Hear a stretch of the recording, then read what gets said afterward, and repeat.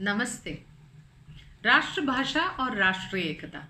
हिंदी दिवस की शुभ अवसर पर हमें सोचना जरूरी है कि आखिर राष्ट्रभाषा क्या है और राष्ट्रीय एकता बनाए रखने में राष्ट्रभाषा का क्या अहमियत है। राष्ट्र की जनता जब स्थानीय एवं तात्कालिक हितों, पूर्वाग्रहों आदि से ऊपर उठकर अपने राष्ट्र की कई भाषाओं में से किसी एक भाषा को चुनकर उसे राष्ट्रीय अस्मिता का अपादान समझने लगती है, तब वही भाषा राष्ट्रभाषा कहलाता है। यह प्रयोगात्मक, व्यावहारिक व जन मान्यता प्राप्त भाषा होगी। अब यह राष्ट्रीय एकता में कैसे सहायक बन सकते हैं, इस पर गौर करना समय की मांग बन गई है। राष्ट्रभाषा सामाजिक एवं सांस्कृतिक स्तर पर देश को जोड़ने का काम करती है, अर्थात राष्ट्रभाषा की पहली शर्त देश के विभिन्न समुदायों के बीच भावात्मक एकता पैदा करना है। हिंदी के महान साहित्यकार भारतेंदु हरिश्चंद्र ने कहा था, निज भाषा उन्नति अहे, निज भाषा उन्नति अहे, सब उन्नति के मूल, बिनु निज भाषा ज्ञान के मिटत न तन को मूल।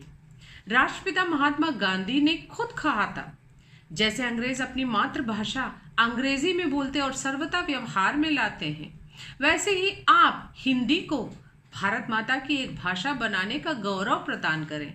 सिर्फ गांधी जी ही नहीं, उनसे पूर्व अनेक समाज सुधारकों, संतों और नेताओं ने भी इसका समर्थन किया था।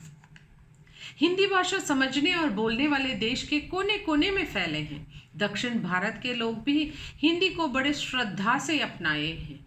वास्तव में हिंदी की सरलता और सादगी ने ही इसे देश की एकता की परिचायक के रूप में व्यापकता प्रदान किया है। अतः भाषाओं की विविधता देश की एकता में कहीं भी बाधक नहीं समझी जानी चाहिए।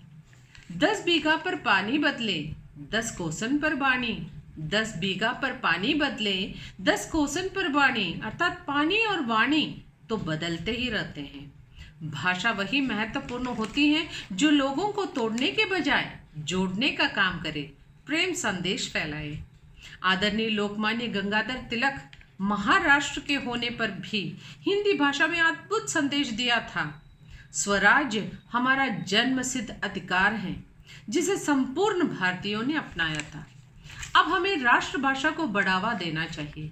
हर भारतीय का कर्तव्य है कि राष्ट्रभाषा की उन्नति के लिए कार्यरत रहे, जिससे राष्ट्रभाषा के रूप में हिंदी को पूरे भारत में स्वीकृति मिले।